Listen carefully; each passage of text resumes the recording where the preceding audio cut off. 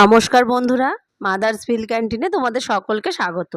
আজকে নিরামিষভাবে আমি থোড়ের ঘন্ট রেসিপি নিয়ে হাজির হয়েছি তোমাদের সামনে। দেখো বন্ধুরা, থোড় কিভাবে কাটে সেটাও তোমরা অনেকে বোঝো না, বা আমরা নিজেরাও অনেক সময় অসুবিধা হয়, তাই থোড় কাটাটাও আমি দেখিয়ে দিচ্ছি। থোড় যদি এরকম মোটাভাবে পুরোটা নিয়ে আসে বাজার থেকে বা বাড়ির গাছে, যাই হোক, তাহলে সেটাকে ছাড়িয়ে ভিতরের অংশটা নিতে হবে। ভিতরের একদম সরু অংশটা আসে কলার এর ওপর, মানে নির্ভর করে থোড়টা। এক একটা কলার থোড় খুব সুন্দর হয়, একদম ভিতরে পুরো যেমন টিউবলাইট আমরা দেখি সেরকম একদম সরু পাইপের মতো বেরিয়ে আসে। আবার কিছু কলা হিসেবে থোড়টা একটু মোটা হয়, এটা যেমন সেরকমই একটা থোড়, একটু মোটা। দেখো বন্ধুরা, এইভাবে থোড় কাটতে হয়, একদম পাতলা পাতলা করে নিতে হয়, আর আঁশটা পুরো আঙুলের মধ্যে জড়িয়ে নিতে হয়। এটাই হচ্ছে থোড় কাটার প্রসেস। এইভাবে থোড় কাটলে একটুও আঁশ থাকবে না থোড়ের মধ্যে, আর সুন্দরভাবে একদম মোলায়েমভাবে রান্নাটা হবে, একদম মিশে যাবে। দেখো বন্ধুরা, থোড়ের এই আঁশটা একদমই খাওয়া যায় না, এটা আঙুলের মধ্যে এইভাবে আটকিয়ে আটকিয়ে থোড়টা কাটতে হয়।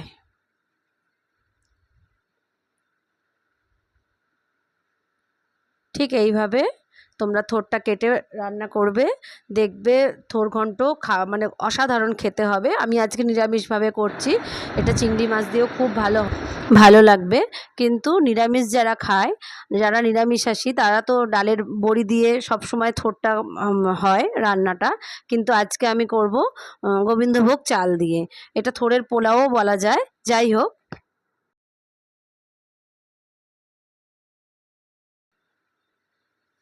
এইভাবে কাটা একদম পাতলা করে নিলে খুব সুন্দর থোড়টা কাটা যায়। এবার ওই চাকাটা নিয়ে তোমরা আঁশটা ফেলে দেওয়ার পরে ঘষণি যেটা আমরা বলি, সেই ঘষণিতে ঘষেও সুন্দর করে একদম কেটে নিতে পারো, এরকম মিহি হবে থোড়টা। দেখো বন্ধুরা, থোড়টা কেটে জলের মধ্যে ফেলছে, আর এরপরে আমি একদম নিংড়িয়ে নেব থোড়টা, মানে খুব ভালো করে। রান্নাটার জন্য নিয়েছি 5 ফোড়ন, শুকনো লঙ্কা আর কাঁচা লঙ্কা, আর নিয়েছি গোবিন্দভোগ চাল 1 কাপ মতো। আমি নিয়েছি সামান্য গোবিন্দভোগ চাল, যেটা আমি ঘি দিয়ে ভেজে নিচ্ছি। দেখো বন্ধুরা, 1 কাপ মতো গোবিন্দভোগ চাল নিয়েছি, সেটা কড়ার মধ্যে ঘি দিয়ে সেটাকে সুন্দর করে ভেজে তুলব।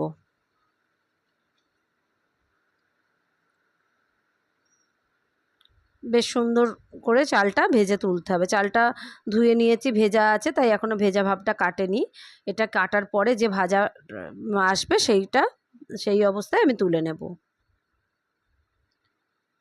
এটা চালটা একটু ঘি দিয়ে ভেজে দিলে স্বাদটা অন্যরকম হয়, ভালোই লাগে।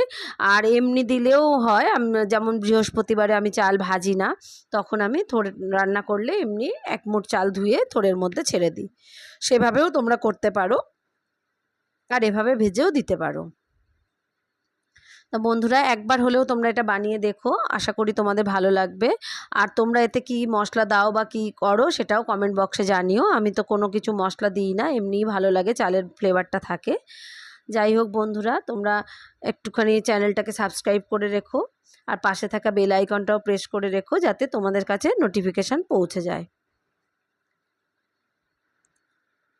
চালটা প্রায় ভাজা হয়ে এসছে। দেখো, এই অবস্থায় একটু নেড়ে চেড়ে চালটা আমি নামিয়ে নেব।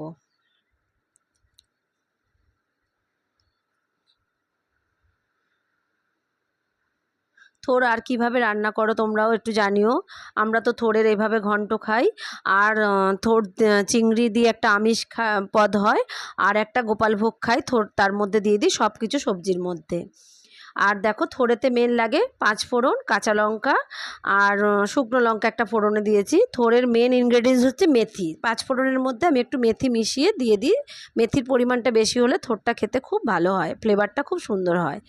আর দিলাম 2টো তেজপাতা।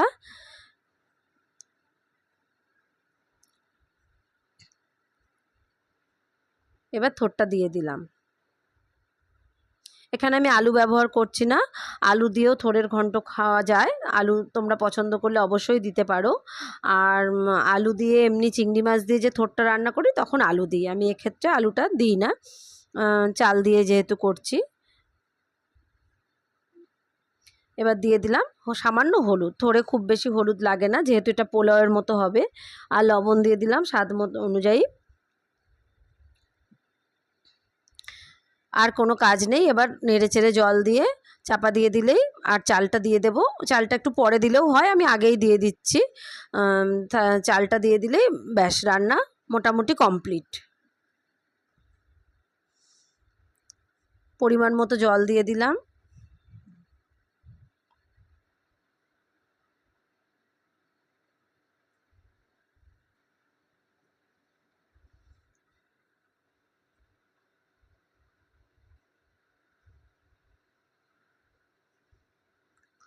এভাবে বন্ধুরা একবার হলেও বানিয়ে দেখো, আশা করি তোমাদের খুব ভালো লাগবে। যারা থোড় পছন্দ করে না তারাও এই চালের ফ্লেভারটা, চালের যে গন্ধটা বেরোবে তার পরিপ্রেক্ষিতে খেয়ে নেবে, মানে বেশ ভালো মতোই খেয়ে নেবে দেখবে।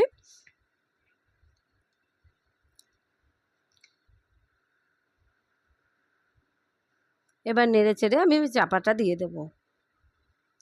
জলের পরিমাণটা একটু বুঝে দেবে, চালটা সেদ্ধ হতে যেটুকু লাগবে আর থোড়টাও সেদ্ধ হতে হবে সেই ভেবে।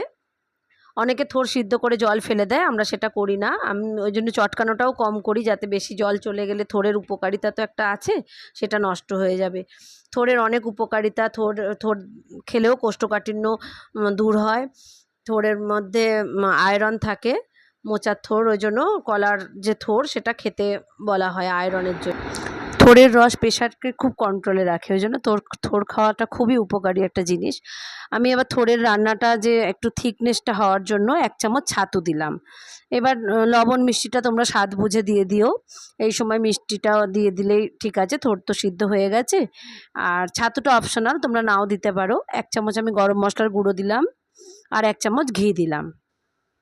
ছাতু দিলে একটু থিকনেসটা সুন্দর, বেশ মাখা মাখা ভাবটা আসে, ওই জন্য দিলাম। আর এক্সট্রা কোনো আমি মশলা দিলাম না, যেহেতু গোবিন্দভোগ চাল দিয়েছি। দেখো বন্ধুরা, থোড় আমার রেডি, একদমই পরিপূর্ণ হয়ে গেছে। দেখা হবে পরবর্তী কোনো ভিডিওয়। ভালো থেকো, নমস্কার।